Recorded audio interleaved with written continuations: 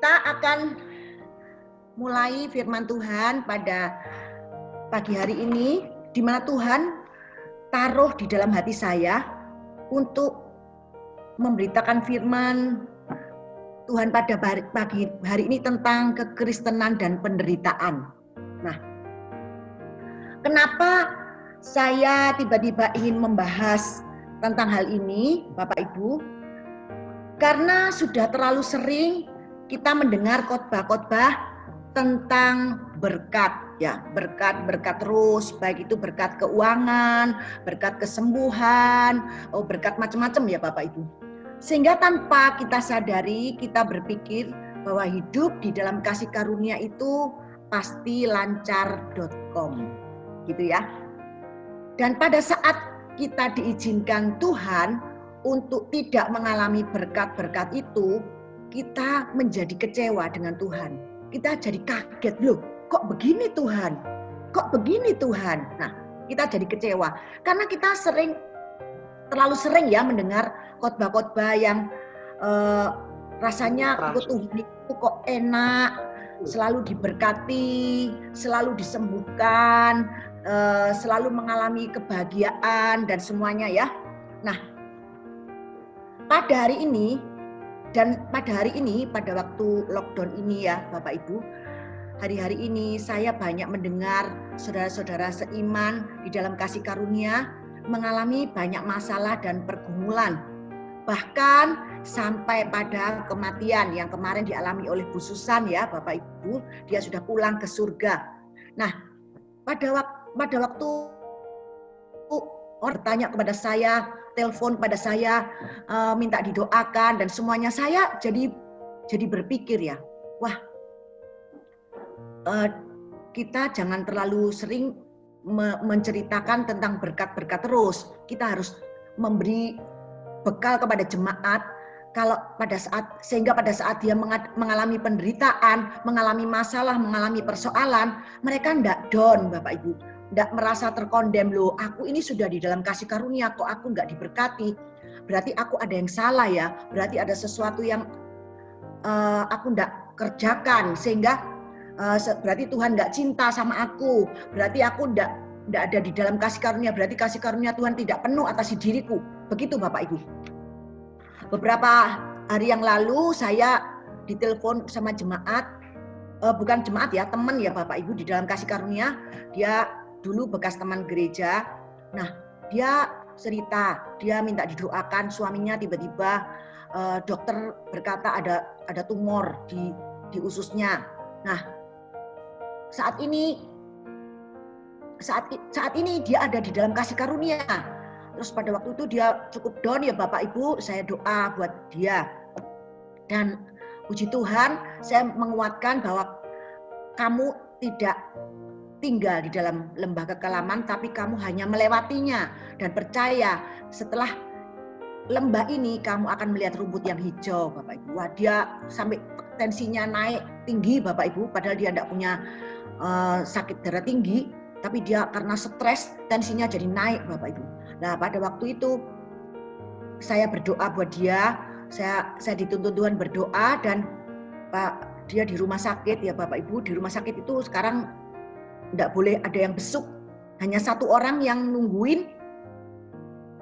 Dan akhirnya setelah suaminya mengalami pemeriksaan biopsi semuanya Bapak Ibu, dan puji Tuhan tidak ditemukan keganasan.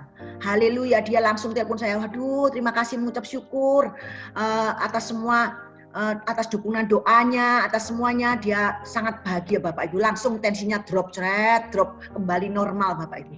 Nah, jadi benar yang dikatakan firman Tuhan, hati yang gembira itu adalah obat yang manjur, semangat yang patah itu mengeringkan tulang ya.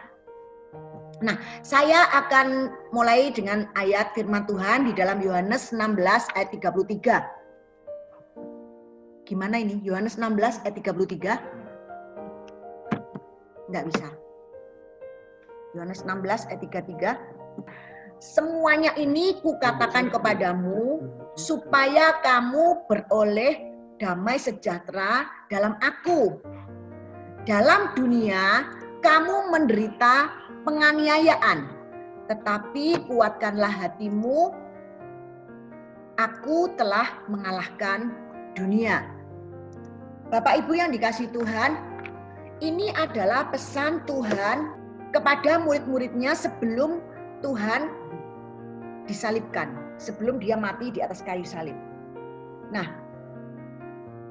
pesan Tuhan ini khusus buat murid-muridnya, bukan buat orang dunia ya. Saya berkata untuk murid-muridnya dan sebenarnya juga untuk kita, orang percaya Bapak Ibu. Untuk mereka siap menghadapi semua yang akan mereka alami, yaitu penderitaan, penganiayaan, masalah, dan semuanya ya. Dan apa yang dikatakan Tuhan ini benar-benar boleh terjadi dalam hidup murid-muridnya Bapak Ibu. Apa yang terjadi? Bapak Ibu kalau mau lihat kesudahan dari kehidupan para murid-muridnya itu adalah benar-benar mengalami penganiayaan sampai mati Bapak Ibu. Nah, ini dialami Petrus, Andreas, Yakobus, semua murid-muridnya mengalami penganiayaan sampai mati. Terkecuali Yohanes Pembaptis, Yohanes murid Yesus. Dia di Roma pernah digoreng Bapak Ibu, dimasukkan di dalam kuali minyak yang mendidih, tetapi ia tidak luka sedikit pun. Dan karena mungkin orangnya putus asa ya, ini kok digoreng nggak mati ya, akhirnya dia buang di Pulau Patmos. Sampai akhirnya dia ketemu Tuhan Yesus, didatengin Tuhan Yesus di Pulau Patmos, dan dia menulis kitab Wahyu. Bapak Ibu kalau ingat apa yang dikatakan Tuhan pada waktu Petrus bertanya, Tuhan bagaimana dengan dia, dengan Yohanes maksudnya. Terus Tuhan ngomong seperti ini, kalau aku membiarkan dia hidup sampai aku datang, itu bukan urusanmu. Itu Tuhan berkata seperti itu Bapak Ibu. Dan akhirnya tersiar kabar bahwa Yohanes itu tidak akan mati. Tidak pernah mengalami kematian sampai Tuhan Yesus datang. Nah, padahal maksud Tuhan itu bukan sampai kedatangan Tuhan Yesus kedua kalinya. Pada waktu dia menginjakkan di Bukit Zaitun. Maksudnya bukan seperti itu. Tuhan ngomong itu, kalau aku membiarkan Yohanes itu hidup sampai aku datang Petrus, itu bukan urusanmu. Ternyata memang benar digenapi apa kata Tuhan itu. Pada waktu Yohanes dibuang di Pulau Patmos, pada waktu itu Tuhan datang kedua kalinya kepada Yohanes dan memberitahu Yohanes semua peristiwa-peristiwa yang akan datang, dan Yohanes menulis kitab Wahyu. Jadi benar-benar Yohanes tidak mati sebelum ketemu Tuhan yang kedua kalinya, sampai dia datang kedua kalinya, yaitu di Pulau Patmos. Itu benar-benar terjadi. Dan setelah dari Pulau Patmos, Yohanes dikeluarkan, dia ditaruh di Efesus, dia tinggal di kota Efesus ya. Dia mengembalakan gereja bersama Maria ibu Yesus, dan dia mati secara normal. Hanya satu ini, rasul yang mati dengan normal Bapak Ibu. Karena dia dititipin ibu Yesus, dititipin Maria. Pada waktu Yesus di atas kayu salib, dia akan ngomong, ibu itu anakmu, anakku itu ibumu. Jadi Yohanes dikasih mandat, dikasih pekerjaan dengan Tuhan, yaitu dititipin Maria. Oleh sebab itu Yohanes Pembaptis tidak mengalami kematian seperti yang lain-lainnya, murid yang lainnya. Nah, di dalam hidup ini Bapak Ibu, kita semua ini punya tujuan. Tujuannya bukan tujuan kita, tetapi tujuannya Tuhan. Kita di dalam hidup ini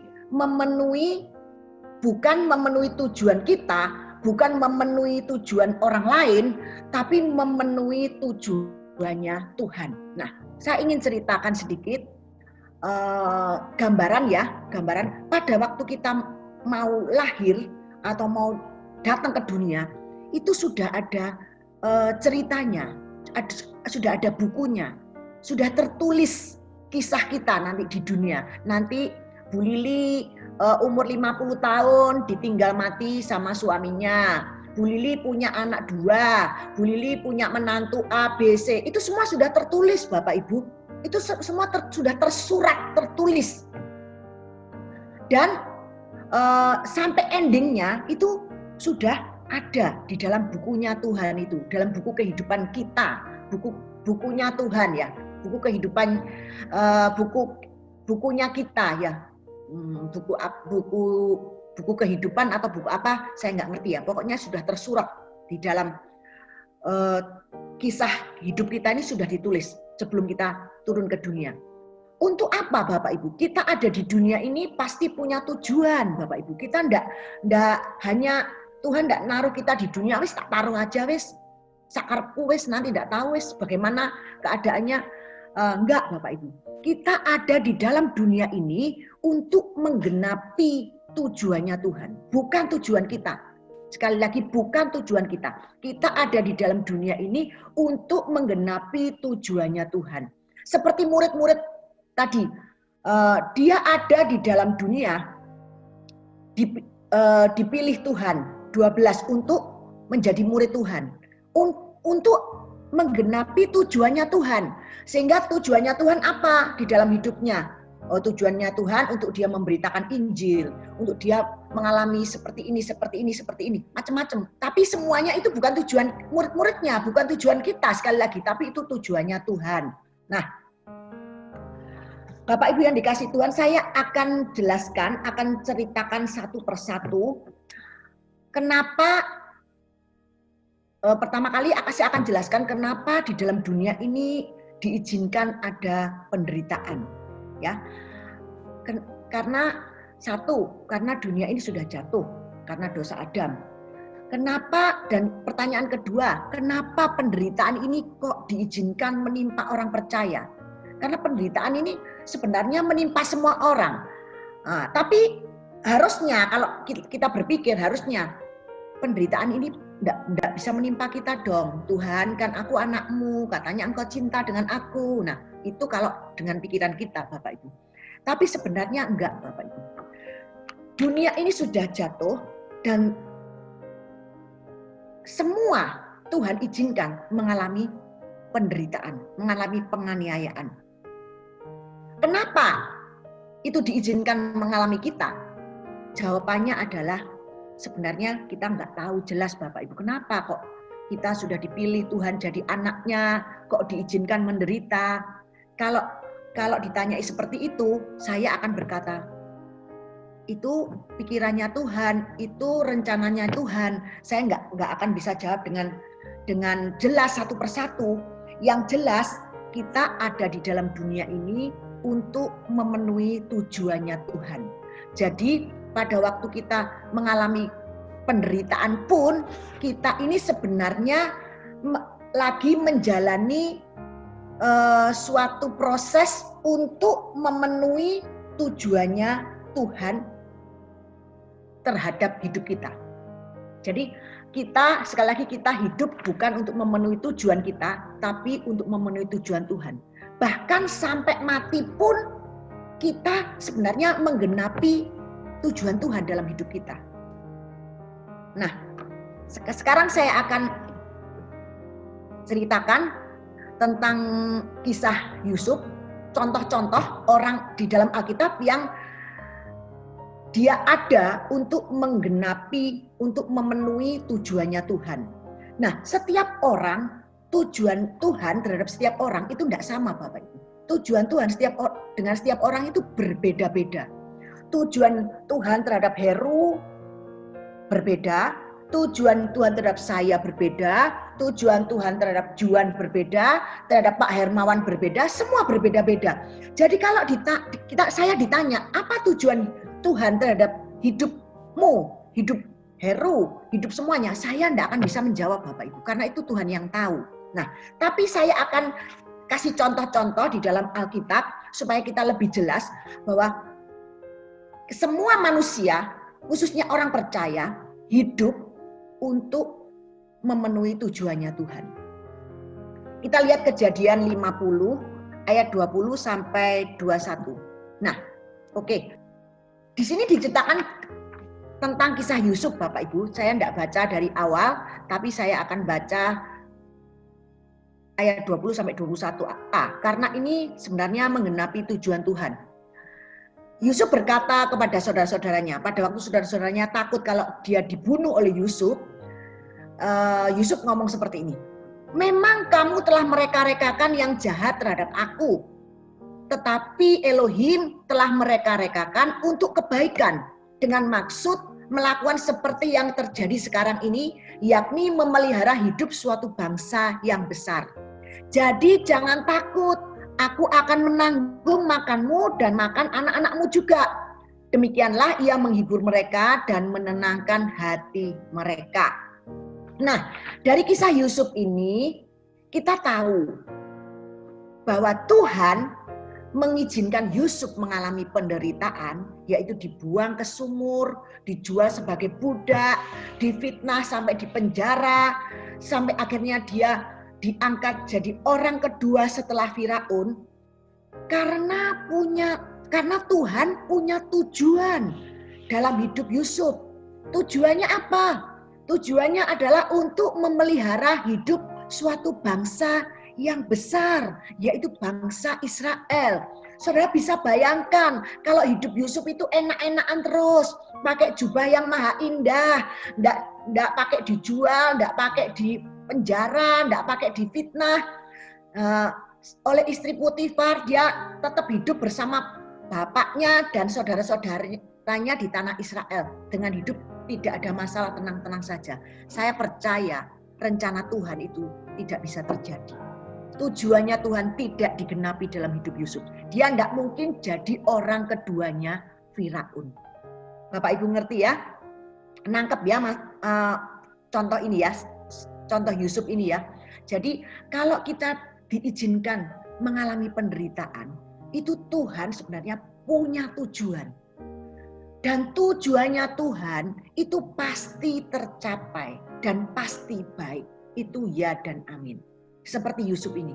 Kelihatannya nggak enak, kelihatannya ada stres di dalam penjara, difitnah, nggak melakukan, rasanya kok Tuhan, gimana Tuhan? Kayak kemarin saya mengalami, aku nggak melakukan yang buruk, tapi aku kena sesuatu yang buruk. Saya nggak melakukan, tapi saya kena sesuatu yang buruk. Apa ini maksud Tuhan? Tapi pertama saya bingung Bapak Ibu. Makanya saya bisa nulis khotbah ini karena saya mengalami sesuatu yang buruk. Tapi di waktu itu saya sempat down Bapak Ibu, 3 hari itu saya tidak bisa berdoa. Tapi Tuhan itu maha kasih ya. Dia cinta dengan saya. Dia telaten Bapak Ibu. Tuhan ini Tuhan yang telaten dengan saya. Jadi dia tiba-tiba ngomong dan akhirnya saya bisa nulis khotbah ini. Bahwa melewati sesuatu yang buruk pun kelihatannya buruk. Tapi kalau kita hidup ini untuk memenuhi tujuan hidupnya Tuhan. Tujuannya Tuhan bukan memenuhi tujuan kita. Bukan memenuhi tujuan orang lain. Bukan memenuhi tujuan apapun. Tapi memenuhi tujuan Tuhan. Pasti baik dan pasti indah, pasti tercapai, pasti sukses. Jadi kalau kita hidup untuk memenuhi tujuannya Tuhan, siapa yang bisa menggagalkan tujuannya Tuhan? Enggak ada Bapak Ibu. Siapa? Apakah tujuan Tuhan itu jelek? Enggak Bapak Ibu. Sekalipun saat ini kita melihat enggak baik, tapi kita percaya bahwa tujuan Tuhan itu pasti baik dan pasti berhasil di dalam hidup kita. Amin. Nah, kita lihat kisah tentang Ruth ya. Ada contoh lagi tentang hidup manusia sebenarnya itu untuk memenuhi tujuannya Tuhan. Saya akan ceritakan kisah Ruth di dalam Ruth 1 ayat 1 sampai 22. Tapi saya singkat saja ya. Pada zaman para hakim memerintah, ada kelaparan di tanah Israel. Lalu pergilah seorang dari Bethlehem Yehuda beserta istrinya dan kedua anaknya laki-laki ke daerah Moab untuk menetap di sana sebagai orang asing. Nama orang itu ialah Elimelek. Nama istrinya Naomi dan nama kedua anaknya Mahlon dan Kilion. Semuanya orang-orang Efrata dari Bethlehem Yehuda, dan setelah sampai ke daerah Moab, diamlah mereka di sana. Kemudian matilah Elimelek suami Naomi, sehingga perempuan itu tertinggal dengan kedua anaknya. Keduanya mengambil perempuan Moab, yang pertama bernama Orpa, yang kedua bernama Rut, dan mereka diam di situ kira-kira 10 tahun lamanya. Lalu matilah juga keduanya, yakni Mahlon dan Kilion, sehingga perempuan itu kehilangan kedua anaknya dan suaminya. Kemudian yang ayat 22 langsung lanjut ya. Kemudian demikianlah Naomi pulang bersama-sama dengan Rut, perempuan Moab itu, menantunya yang turut pulang dari daerah Moab, dan sampailah mereka ke Bethlehem pada permulaan musim menuai jelai. Bapak Ibu yang dikasihi Tuhan, kalau kita lihat perjalanan hidup Naomi ini sangat susah Bapak Ibu, sangat menderita. Dia ditinggal mati, ada kelaparan di tanah Israel, dia ngungsi ke Moab dengan suami dan anak-anaknya, dan akhirnya suami dan anak-anaknya mati di Moab, dan dia tinggal seorang diri dengan dua menantunya. Dan akhirnya satu menantunya meninggalkan dia, satu menantunya ikut dia pulang ke Israel. Kalau kita melihat secara pandangan manusia, kita mesti berkata, waduh, Tuhan ini kok jahat men yo, kok sampai membuat Naomi ini menderita sampai seperti ini. Apa ya salahnya Naomi? Pasti kita cari salah-salah orang itu. Kena kutuk ini Naomi, pasti kena tulah karena dia dulu melakukan sesuatu yang buruk sehingga saat ini dia mengalami yang jahat, yang nggak enak, yang susah, yang orang dunia berkata, wah apes ini. Ya. Tapi sebenarnya apa yang dipandang manusia tidak sama dengan apa yang dipandang Tuhan, Bapak Ibu. Nah, kenapa Tuhan mengizinkan ada kelaparan di tanah Israel? Karena untuk menggenapi tujuan Tuhan dalam hidup Naomi, Bapak Ibu. Untuk menggenapi tujuan Tuhan di dalam kelahiran Yesus, karena ini ada hubungannya dengan melahirkan Yesus ya Bapak Ibu. Kalau Tuhan tidak mengizinkan kelaparan ada di tanah Israel, Elimelek, Naomi dan kedua anaknya Mahlon dan Kilion tidak akan ngungsi ke Moab Bapak Ibu. Dan kalau mereka tidak ngungsi ke Moab, mereka tidak akan ketemu yang namanya Rut. Padahal Tuhan sudah merencanakan bahwa Rut ini, dari keturunan Rut ini akan lahir Yesus Kristus. Jadi ceritanya ini dibuat muter Bapak Ibu. Tuhan pakai Naomi untuk membawa Rut pulang ke Israel. Akhirnya Rut itu ketemu Boas Bapak Ibu. Dan dari Boas lahir Isai dan lahir Daud. Dan akhirnya lahirlah Yesus Kristus. Jadi ini semua adalah punya tujuan. Kenapa Naomi mengalami seperti ini? Karena Tuhan punya tujuan untuk menggenapi rencana Tuhan. Nah, rencananya apa? Untuk Naomi bisa membawa pulang Rut ke Moab, dan Rut akhirnya ketemu Boas, dan Boas memperanakkan, akhirnya Boas kawin dengan Rut, dan Rut memperanakkan Obed, punya anak Obed, dan Obed mempunyai anak Isai, dan Isai mempunyai anak Daud. Kita lihat ya. Matius 1 ayat 5 sampai 6a. Salmon memperanakkan Boas dari Rahab. Boas memperanakkan Obed dari Rut. Jadi Boas kawin dengan Rut, punya anak Obed. Obed memperanakkan Isai. Isai memperanakkan Daud. Daud memperanakkan Salomo dari istri Uria, dan terus sampai bawah, akhirnya sampai kepada Kristus ayat 17 ya. Tapi nggak tak tulis di sini ya. Jadi kalau tidak ada kelaparan di Israel, sekali lagi saya katakan, Naomi nggak mungkin ngungsi ke Moab. Dan tidak mungkin ketemu Rut. Akhirnya Naomi ngungsi ke Moab, Elimelek meninggal, Boas anaknya dua, Mahlon dan Kilion kawin dengan orang Moab, Orpa dan Rut, dan akhirnya mereka semua meninggal. Tinggal Rut saja yang ikut Naomi. Menantu yang satunya meninggalkannya. Jadi kalau seandainya tidak ada kelaparan, maka Rut tidak akan bisa sampai ke Israel. Jadi untuk memenuhi tujuan Tuhanlah Naomi mengalami penderitaan, Bapak Ibu. Tujuannya apa? Untuk membawa Rut ke Bethlehem dan bertemu dengan Boaz. Terus kita bertanya pasti, kenapa nggak ada cara lain Tuhan? Kenapa kok Naomi dibuat menderita seperti itu Tuhan? Mestinya Tuhan kan bisa aja mendatangkan Rut langsung datang ke Moab begitu ya. Langsung datang ke Israel, datang ke Bethlehem tanpa memakai Naomi untuk mengalami sesuatu yang menyakitkan. Tapi kita kalau ditanya seperti itu saya nggak tahu Bapak Ibu. Saya yakin semua pendeta-pendeta nggak ada yang tahu. Kita semua manusia nggak ada yang tahu. Kenapa nggak bisa dengan cara lain Tuhan? Kenapa pakai Naomi sampai menderita seperti itu? Kan kasihan Tuhan. Kan kita suka ngomong seperti itu ya Bapak Ibu. Itu cara pandang kita manusia.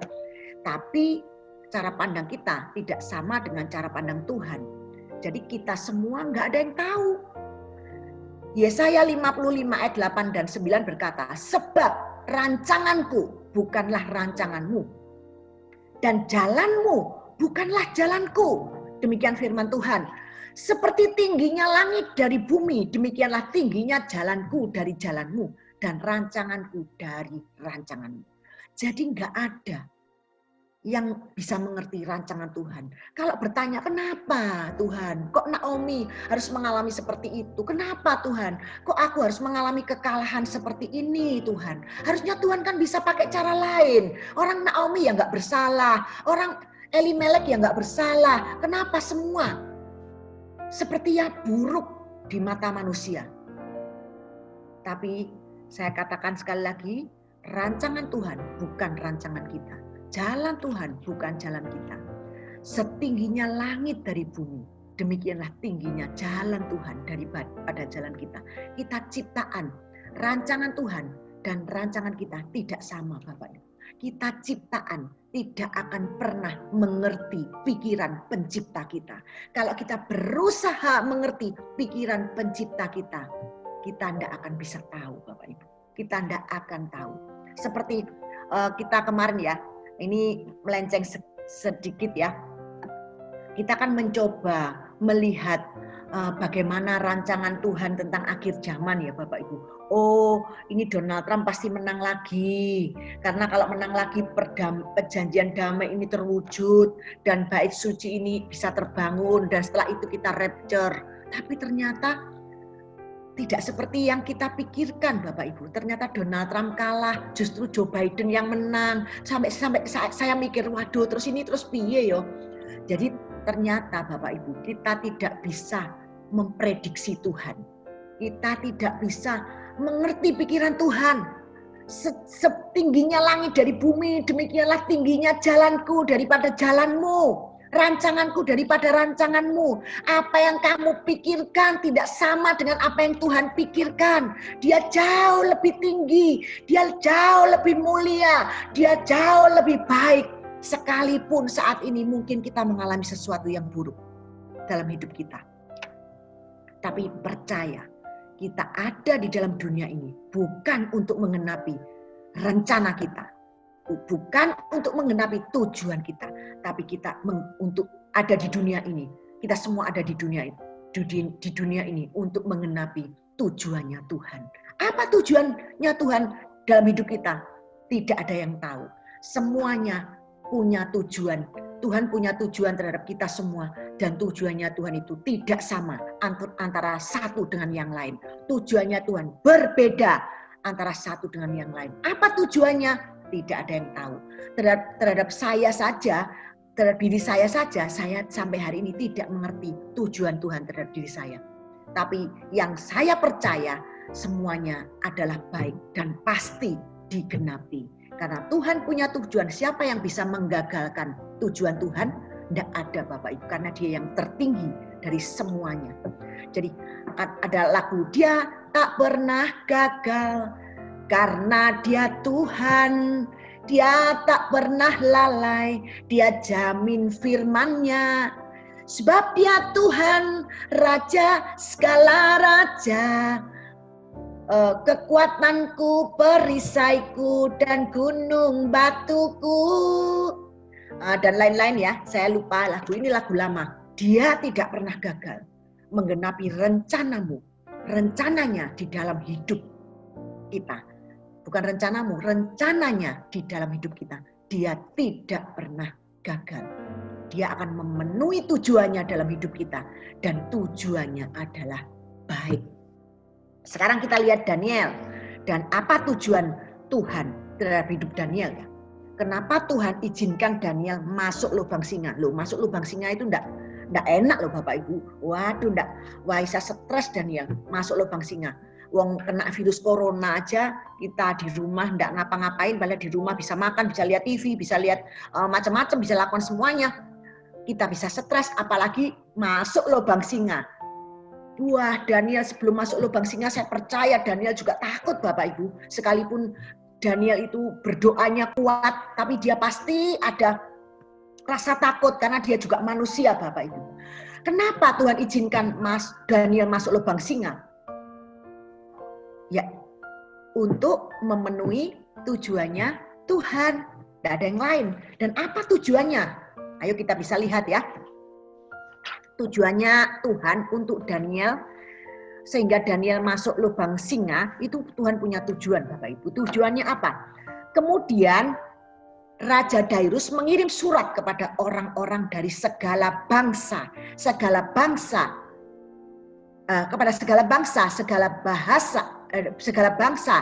suku bangsa dan bahasa yang mendiami seluruh bumi. Bunyinya, bertambah-tambahlah kiranya kesejahteraanmu. Bersama ini kuberikan perintah bahwa di seluruh kerajaan kukuasai orang harus takut dan gentar kepada Elohimnya Daniel. Sebab dialah Elohim yang hidup, yang kekal untuk selama-lamanya. Pemerintahnya tidak akan binasa dan kekuasaannya tidak akan berakhir. Dia melepaskan dan menolong dan mengadakan tanda dan mujizat di langit dan di bumi. Dia yang melepaskan Daniel dari cengkeraman singa-singa. Dan Daniel ini mempunyai kedudukan yang tinggi pada zaman pemerintahan Dairus dan pada zaman pemerintahan Kores orang Persia itu. Apa tujuannya Tuhan untuk Daniel? Kenapa Daniel sampai diizinkan Tuhan untuk masuk gua singa? Tuhan punya tujuan Bapak Ibu. Tujuannya apa? Tujuannya kita baca tadi, untuk memasyurkan nama Tuhan di seluruh bumi. Saya baca di seluruh bumi ini kaget Bapak Ibu, karena dulunya saya mikir memasyurkan nama Tuhan di kerajaannya Dairus saja. Tapi ternyata dikatakan segala bangsa, suku bangsa dan bahasa yang mendiami seluruh bumi. Mendiami seluruh bumi. Jadi memasyurkan, Raja Dairus mengirim surat kepada segala bangsa, suku bangsa dan bahasa yang mendiami seluruh bumi. Jadi semuanya sak dunia Bapak Ibu, luar biasa ya. Jadi untuk memasyurkan nama Tuhan, bayangkan untuk memasyurkan nama Tuhan aja harus masuk gua singa dahulu Bapak Ibu. Ya memang singanya enggak nyokot, enggak nerekam Daniel, enggak mencabik-cabik Daniel. Tapi kan Daniel stres dulu Bapak Ibu sebelum dia masuk gua singa. Benar? Nah, demikian juga dalam hidup kita. Mungkin kita diizinkan mengalami masalah yang membuat kita stres duluan. Tapi ketahuilah bahwa itu semua untuk memenuhi tujuannya Tuhan. Dan tujuannya Tuhan adalah baik. Dan tujuannya Tuhan adalah pasti berhasil, pasti baik, pasti tercapai. Karena siapa yang bisa menggagalkan rencana Tuhan? Karena Dia yang tertinggi di alam semesta ini. Bapak Ibu yang dikasihi Tuhan, sekarang kita lihat ke Bu, itu kan perjanjian lama Bu. Lah perjanjian barunya mana? Ayo kita lihat tentang kisah Rasul Paulus ya Bapak Ibu. Kita lihat kisah para rasul ayat 10 sampai 16. Nah, apa tujuannya Tuhan terhadap hidup Rasul Paulus? Ini Tuhan punya tujuan Bapak Ibu. 15 ya, kita baca Kisah Para Rasul 9 ayat 10 sampai 16 itu enggak usah dibaca di rumah, dibaca nanti sendiri ya. Karena kalau tak baca panjang banget ini. Kita langsung ke Kisah Para Rasul yang ayat 15 dan 16 saja. Nah, tetapi firman Tuhan kepadanya, pergilah sebab orang ini adalah alat pilihan bagiku untuk memberitakan namaku kepada bangsa-bangsa lain serta raja-raja dan orang-orang Israel. Aku sendiri akan menunjukkan kepadanya betapa banyak penderitaan yang harus ia tanggung oleh karena namaku. Bapak Ibu yang dikasih Tuhan. Jadi Rasul Paulus ini diizinkan mengalami dia pada waktu itu kan dia ingin menganiaya orang Kristen ya Bapak Ibu, pengikut Kristus, tapi sampai di tengah jalan di Damsyik dia ketemu Tuhan Bapak Ibu.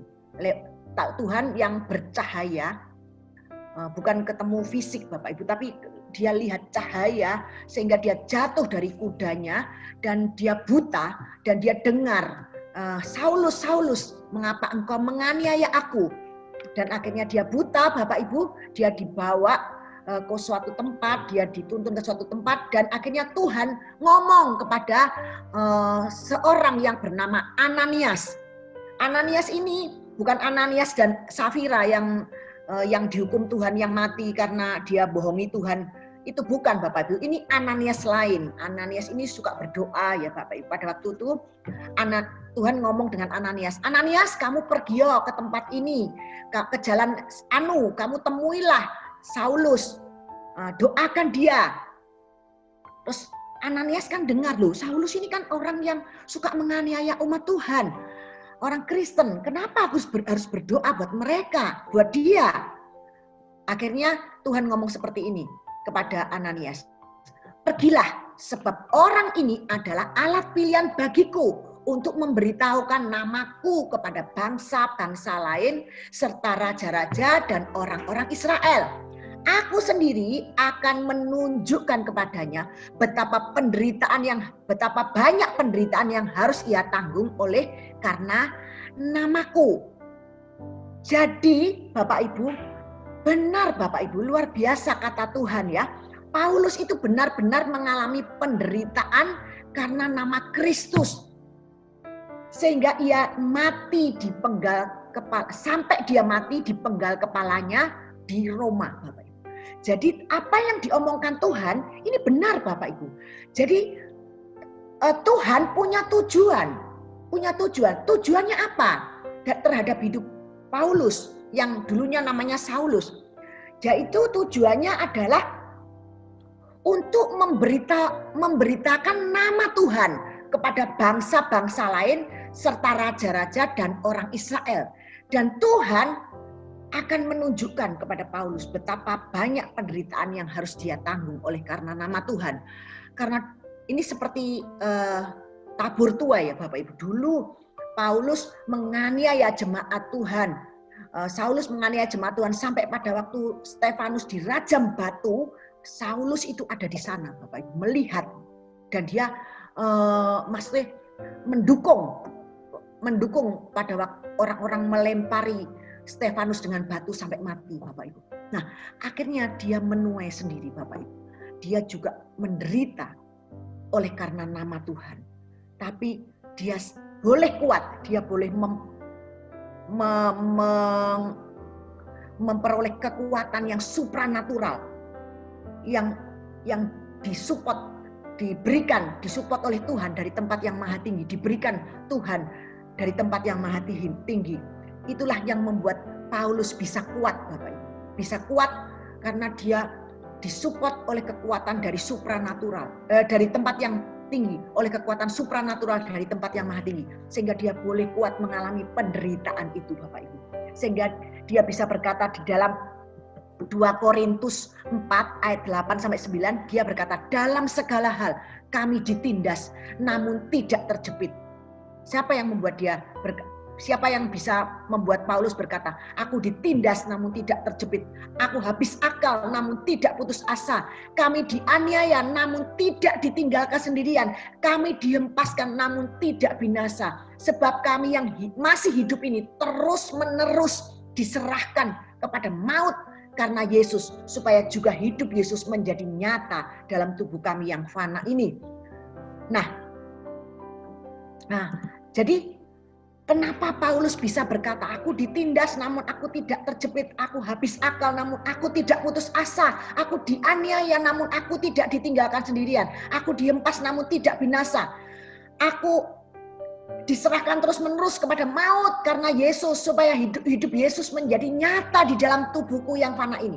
Nah, siapa yang membuat Paulus bisa kuat ngomong seperti ini, Bapak Ibu?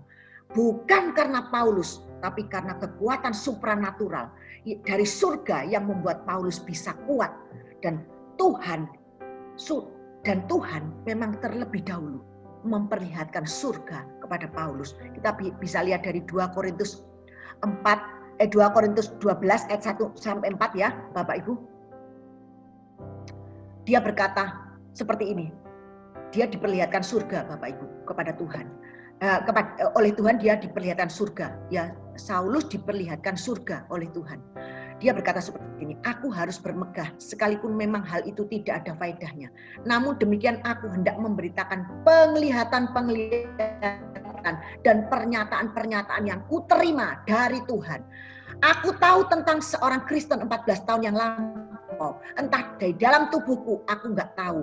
Entah di luar tubuh aku tidak tahu. Elohim yang mengetahuinya. Orang itu tiba-tiba diangkat ke tingkat yang ketiga dari surga. Aku juga tahu tentang orang itu, entah di dalam tubuh, entah di luar tubuh. Aku tidak tahu, Elohim yang mengetahuinya. Tiba-tiba diangkat ke Firdaus. Jadi Paulus diangkat ke Firdaus dan dia mendengar kata-kata yang tak terkatakan, yang tidak boleh diucapkan manusia. Sebab itu, Paulus diangkat ke surga, ditunjukkan surga, ke Firdaus. Dia mendengar kata-kata yang tak terkatakan, yang tidak boleh diucapkan oleh manusia. Saya bisa menyadari Paulus seperti ini, saya bisa mengerti Paulus seperti ini, karena kalau Tuhan ngomong itu Bapak Ibu, kalau ngomong dengan saya, kalau saya mau ceritakan dengan orang, itu kesulitan Bapak Ibu. Saya ini suka dapat message dari Tuhan, dapat rema dari Tuhan, tapi kalau saya mau ngomong, mau ceritakan apa maksud Tuhan kepada semua jemaat NCC mungkin ya, kepada Juan, kepada Vivi, kepada semuanya yang saya temui, itu kadang-kadang saya tidak bisa mengucapkan dengan bahasa manusia. Saya tidak bisa menceritakan dengan jelas karena memang itu tidak terkatakan, Bapak Ibu. Jadi Tuhan kalau ngomong itu artinya dalam sekali sampai tidak bisa diterjemahkan dengan bahasa manusia. Makanya saya sebelum khotbah ini, saya tadi ngomong dengan Tuhan, kamu ngasih aku sesuatu ini Tuhan. Ngasih aku rema, ngasih aku message, ngasih aku pesan untuk aku sampaikan kepada jemaat NCC. Jadi Tuhan sendiri kiranya yang ngomong lewat saya supaya saya ini bisa menceritakan tentang apa yang Tuhan maksudkan dengan jelas dan jemaat NCC ini bisa mengerti. Kalau enggak Bapak Ibu, saya kok yang mengerti tapi orang lain enggak bisa ngerti. Karena semua yang diceritakan Tuhan, semua yang dikatakan Tuhan itu tidak terkatakan dengan bahasa manusia. Jadi tadi saya ngomong Tuhan, kiranya Tuhan sing ngomong lewat mulutku Tuhan. Apa yang Tuhan sampaikan itu, aku mau sampaikan kepada mereka, itu dengan bahasanya Tuhan, bahasa manusia itu, bahasanya Tuhan dengan bahasanya manusia itu tidak sama. Nah seperti itu ya. Oleh sebab itu, kembali ke sini ya Bapak Ibu, pada waktu Rasul Paulus diangkat ke surga, dia mendapat penglihatan tentang surga sehingga membuat dia bisa kuat di dalam menghadapi semua penderitaan yang dia alami. Dan dia berkata seperti ini. 2 Korintus 4 ayat 16 sampai 18 dia berkata, sebab itu kami tidak tawar hati, tetapi meskipun manusia lahiriah kami semakin merosot, namun manusia batiniah kami dibaharui dari sehari ke sehari. Terus dia bisa berkata seperti ini, sebab penderitaan ringan loh Bapak Ibu, yang sekarang ini mengerjakan bagi kami kemuliaan kekal yang melebihi segala-galanya, jauh lebih besar dari penderitaan kami. Jadi setelah dia melihat surga, dia bisa berkata, penderitaan ini ringan, Bapak Ibu. Dan ini mengerjakan bagi kami kemuliaan kekal. Apa itu kemuliaan kekal? Yaitu surga itu, Bapak Ibu, yang melebihi dari segala-galanya. Kalau kita bisa melihat, Bapak Ibu, kalau kita bisa melihat surga, kalau kita bisa melihat Tuhan, kalau kita mengalami Tuhan, maka kita bisa melihat bahwa penderitaan yang kita alami di dalam dunia ini adalah penderitaan yang ringan. Kalau Paulus saja, dia disesah, didera, dianiaya, sampai di penjara, mau dipenggal kepalanya, dia masih bisa berkata penderitaan ini ringan. Dan mengerjakan bagi kami kemuliaan kekal yang melebihi segala-galanya. Jauh lebih besar daripada penderitaan kami. Sebab yang ayat 18 dia berkata, sebab kami tidak memperhatikan yang kelihatan, melainkan yang tidak kelihatan. Karena yang kelihatan adalah sementara, sedangkan yang tidak kelihatan adalah kekal. Jadi Paulus itu memperlihatkan yang tidak kelihatan. Dia fokus kepada yang tidak kelihatan, yang sudah diperlihatkan oleh Tuhan kepada dia, yaitu surga itu. Dia berkata, nggak ada artinya penderitaan ini dibandingkan dengan surga. Karena oleh sebab itu aku tidak memperhatikan yang kelihatan, melainkan yang tidak kelihatan. Karena yang kelihatan ini sementara. Tubuh ini sementara, penderitaan ini sementara. Sedangkan yang tidak kelihatan, surga itu adalah kekal untuk selama-lamanya. Bapak Ibu yang dikasihi Tuhan, luar biasa ya. Saya mendapatkan firman ini, mendapatkan rema, mendapatkan revelation tentang ini luar biasa Bapak Ibu, dalam sekali. Saya harap Bapak Ibu bisa nangkep sampai di sini ya Bapak Ibu. Sekarang kita masuk kepada Kristus. Kristus ya Bapak Ibu. Sekarang kita lihat Tuhan Bapa itu mengirimkan Yesus ke dalam dunia, itu juga punya tujuan Bapak. Tadi kan kita lihat nabi-nabi sampai kepada Rasul Paulus. Contoh-contoh, sedikit contoh itu Bapak Ibu. Nah sekarang kita sampai kepada Kristus. Bapa pun punya tujuan mengirim Kristus ke dalam dunia. Apa tujuannya? Nah, Yesus turun ke dalam dunia untuk memenuhi tujuannya Bapa. Apa tujuannya? Kita lihat Yohanes 3 ayat 17. Sebab Elohim mengutus anaknya ke dalam dunia bukan untuk menghakimi dunia, melainkan untuk menyelamatkannya oleh Dia. Jadi tujuan Bapa mengutus Yesus ke dalam dunia untuk menyelamatkan oleh Dia, bukan untuk menghakimi. Terus Roma 8 ayat 3 sampai 4. Sebab apa yang tidak mungkin dilakukan hukum Taurat karena tak berdaya oleh daging, telah dilakukan oleh Elohim. Dengan jalan mengutus anaknya sendiri dalam daging. Yang serupa dengan daging, yang dikuasai dosa karena dosa, dan ia telah menjatuhkan hukuman dosa di dalam daging, yaitu Kristus. Kristus itu jadi daging.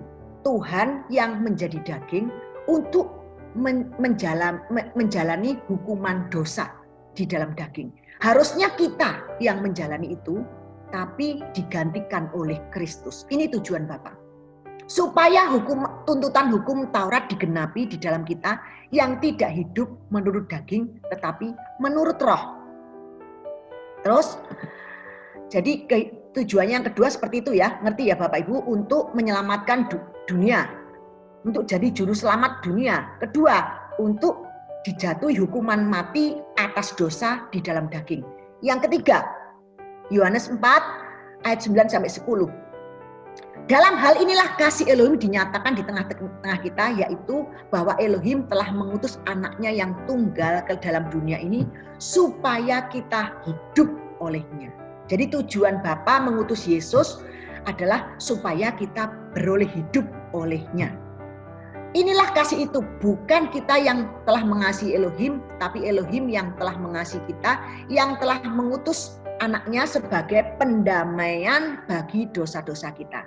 Yaitu tujuannya Bapa mengutus Yesus untuk mendamaikan kita dengan Bapa, pendamaian bagi dosa-dosa kita. Ini tujuannya Kristus ke dalam dunia ini. Saya percaya semua orang sudah tahu ya, semua jemaat NC sudah ngerti.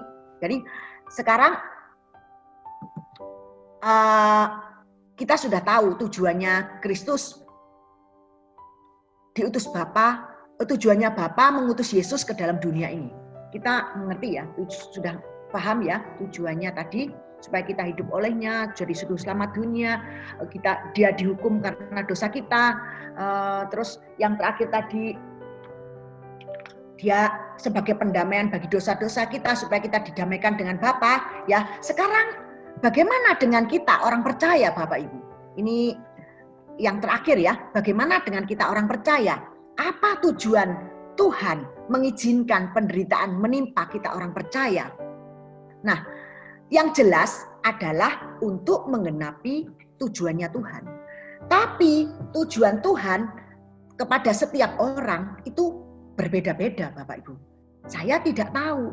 Bahkan saya tidak tahu tujuan Tuhan terhadap hidup saya sendiri. Hanya Tuhan yang tahu. Tapi kita menjalani hidup yang penuh penderitaan. Kadang kita jatuh dalam masalah, kita mengalami sesuatu yang tidak enak. Itu untuk menggenapi tujuannya Tuhan. Nah, di dalam secara pasti tujuannya, saya katakan tadi, secara pasti setiap individu, saya nggak ngerti tujuan Tuhan untuk setiap masing-masing orang. Tetapi Alkitab berkata secara global tujuannya adalah ini Bapak Ibu. Kita baca Yakobus 1 ayat 2-4. Saudara-saudaraku, anggaplah sebagai suatu kebahagiaan apabila kamu jatuh ke dalam berbagai-bagai pencobaan. Sebab kamu tahu bahwa ujian, jadi pencobaan itu iblis yang kasih, tapi itu bagi Tuhan, di mata Tuhan adalah dibuat ujian terhadap imanmu untuk menghasilkan ketekunan. Dan biarlah ketekunan itu memperoleh buah yang matang, supaya kamu menjadi sempurna dan utuh dan tak kekurangan suatu apapun. Jadi pencobaan, penderitaan yang diberikan oleh iblis kepada kita, itu dijadikan ujian kepada Tuhan untuk iman kita. Supaya menghasilkan apa? Ketekunan. Dan ketekunan itu memperoleh buah yang matang. Buah ini buah apa? Tidak lain adalah buah-buah roh. Buah-buah roh apa? Buah-buah roh kesabaran. Bapak Ibu, buah roh itu apa? Ada 9 buah roh. Yaitu di dalamnya ada kesabaran. Jadi penderitaan ini untuk menghasilkan buah roh kesabaran, untuk menghasilkan ketekunan, yang ketekunan itu bisa menghasilkan buah roh, yaitu buah roh kesabaran. Kita bisa baca Yakobus 7-8 ayat 10-11. Karena itu saudara-saudara, bersabarlah sampai pada kedatangan Tuhan. Sesungguhnya petani menantikan hasil yang berharga dari tanahnya, dan ia sabar sampai telah turun hujan musim gugur dan hujan musim semi. Kamu juga harus bersabar dan harus meneguhkan hatimu, karena kedatangan Tuhan sudah dekat. Saudara-saudara, turutilah, ayat 10-11 ya, loncat. Turutilah teladan penderitaan dan kesabaran para nabi yang telah berbicara demi nama Tuhan. Sesungguhnya kami menyebut mereka berbahagia, yaitu mereka yang telah bertekun. Kamu telah mendengar tentang ketekunan Ayub, dan kamu telah tahu apa yang pada akhirnya disediakan Tuhan baginya. Karena Tuhan Maha Penyayang dan penuh belas kasihan. Bapak Ibu yang dikasihi Tuhan, jadi penderitaan diizinkan untuk kita bisa tekun. Tekun menghasilkan buah roh, yaitu buah kesabaran. Nah, yang perlu kita ingat adalah, yang terakhir, poin terakhir yang perlu kita ingat adalah penderitaan apapun yang kita alami Bapak Ibu, itu adalah sementara, bukan selamanya. Kita hanya berjalan melewatinya saja. Dan itu pun kita tidak sendiri. Ada Tuhan bersama-sama dengan kita. Mazmur 23 ayat 4 berkata, sekalipun aku berjalan dalam lembah kekelaman. Berjalan loh Bapak Ibu, tidak tinggal ya. Aku tidak takut bahaya, sebab Engkau besertaku, gadamu dan tongkatmu itulah yang menghibur aku. Jadi yang perlu kita ingat, kalau kita mengalami penderitaan, kita tidak tinggal di dalam penderitaan, cuma berjalan melewati lembah kekelaman. Dan itu pun kita tidak sendiri, ada Yesus bersama-sama dengan kita. Yang kedua yang perlu kita ingat ya Bapak Ibu, adalah kita hidup di dunia ini untuk memenuhi tujuannya Tuhan, bukan tujuan kita. Roma 14 ayat 7-9 berkata, sebab tidak ada seorang pun di antara kita yang hidup untuk dirinya sendiri. Tidak ada seorang pun yang mati untuk dirinya sendiri. Sebab jika kita hidup untuk Tuhan. Jika kita mati untuk Tuhan. Jadi kalau ada saudara seiman kita yang mati, berarti dia mati untuk Tuhan. Kalau kita masih hidup saat ini, diizinkan hidup, kita hidup untuk Tuhan. Sebab untuk itulah Kristus telah mati dan hidup kembali, supaya ia menjadi Tuhan, baik atas orang-orang mati dan maupun atas orang-orang hidup. Nah, terus ayat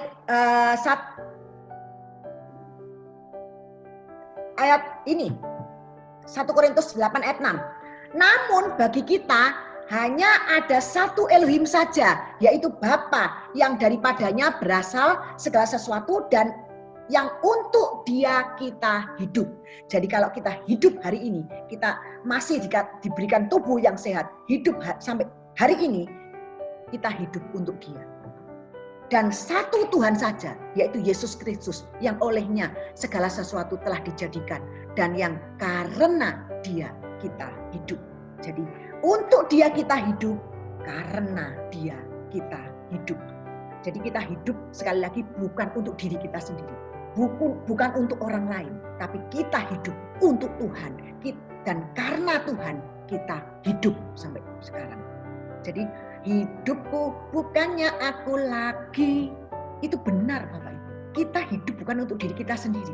Kita hidup untuk memenuhi tujuannya Tuhan. Dan karena Dia, kita hidup. Luar biasa Bapak Ibu. Saya mendapat ini luar biasa. Sampai saya ngomong seperti ini, Tuhan, aku akan memberitakan firman-Mu sampai detik nafas terakhir. Kalau tidak diizinkan rapture. Sampai detik nafas terakhir. Karena untuk Engkau aku hidup. Dan karena Engkau aku hidup. Untuk Tuhan aku hidup. Karena Tuhan aku hidup. Nah, Bapak Ibu yang dikasihi Tuhan, saya tekankan kita hidup untuk memenuhi tujuannya Tuhan. Maka kita pun kalau kita hidup untuk memenuhi tujuannya Tuhan,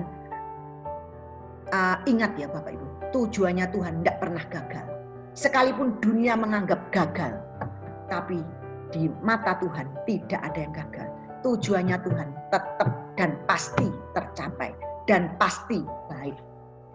Karena itulah yang disebut mengalahkan dunia. Kemenangan yang mengalahkan dunia. Lebih dari pemenang. Karena Kristus telah mengalahkan dunia. Maka kita pun bisa mengalahkan dunia. Kristus di dalam kita yang memampukan kita untuk menang. Karena Dia sudah menang dan Dia ada di dalam kita. 1 Yohanes 4 ayat 5 berkata, sebab semua yang lahir dari Elohim mengalahkan dunia. Dan inilah kemenangan yang mengalahkan dunia. Iman kita. Siapakah yang mengalahkan dunia selain daripada dia yang percaya bahwa Yesus adalah anak Elohim. Jadi kalau kita percaya bahwa Yesus anak Tuhan, anak Elohim, anak Bapa, kita orang yang percaya ini, berarti kita adalah orang-orang yang sudah mengalahkan dunia. Karena Kristus, karena iman kita. Karena kita lahir dari Elohim. Tidak ada orang yang lahir dari Elohim yang kalah Bapak Ibu. Semuanya menang. Sekalipun endingnya, oh kok mati, kok nggak disembuhkan. Ini bukan kekalahan. Bagi dunia, orang dunia, bagi kacamata kita bisa berkata kalah. Tapi di hadapan Tuhan, menang. Bahkan lebih dari pemenang. Roma 8, ayat 35-37. Siapakah yang akan memisahkan kita dari kasih Kristus? Penindasan, kesesakan, atau penganiayaan, atau kelaparan, atau ketelanjangan, atau bahaya, atau pedang? Seperti ada tertulis, oleh karena engkau kami ada dalam bahaya maut sepanjang hari, dan kami telah dianggap sebagai domba-domba sembelian. Tapi dalam semuanya itu kita lebih daripada orang-orang yang menang oleh Dia yang mengasihi kita. Jadi Bapak Ibu, kita sudah tahu kita lebih dari pemenang, kita hidup itu memenuhi tujuan Tuhan, dan kita lebih dari pemenang, dan tujuan Tuhan pasti tercapai, dan tujuan Tuhan pasti baik. Dan yang terakhir, yang kita harus tanamkan di pikiran kita adalah penderitaan yang kita tanggung ini sementara, dan Tuhan pasti membawa kita di dalam kemenangannya kepada kemenangannya.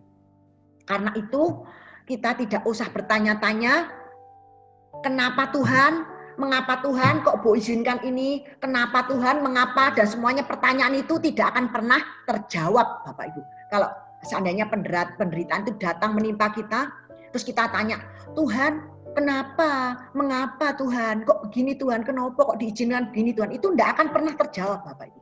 Tidak akan pernah seorang pun yang bisa menjawab pertanyaan saudara.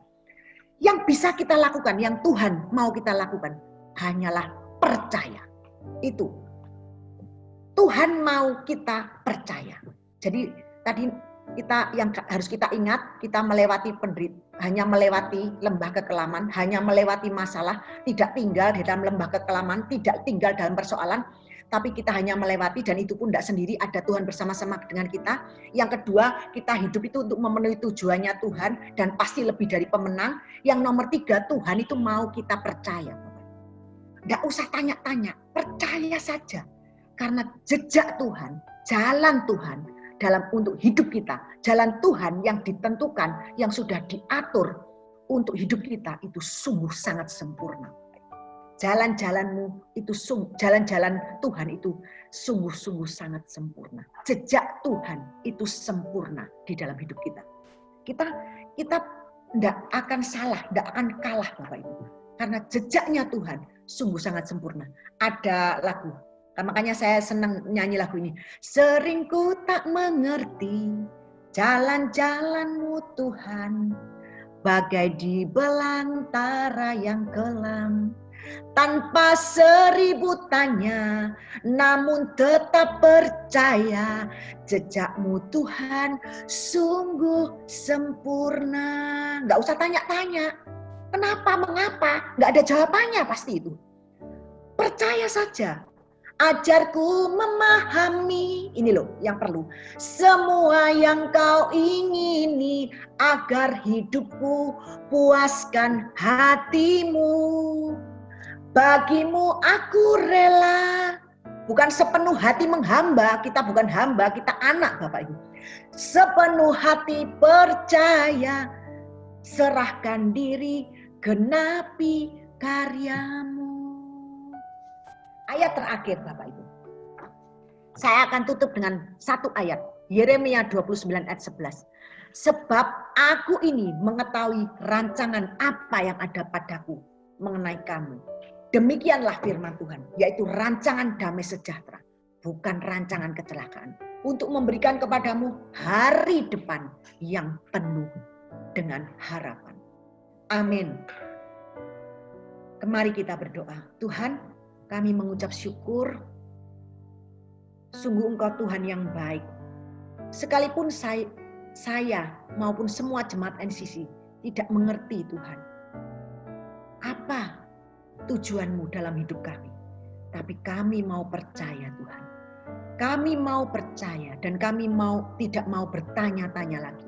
Tapi kami mau percaya bahwa rencana-Mu dalam hidup kami adalah indah, tujuan-Mu di dalam hidup kami adalah untuk kebaikan. Tujuan-Mu pasti tercapai dan pasti baik di dalam hidup kami. Terima kasih Tuhan, saya terbatas dalam menyampaikannya Tuhan, tapi Roh Kudus tidak pernah terbatas. Terus berbicara di dalam setiap hati jemaat-Mu yang mendengar pada pagi hari ini, maupun yang mendengar nanti rekaman Zoom ini Tuhan. Kami percaya berkat-Mu atas mereka. Dalam nama Yesus, haleluya, amin. Amin.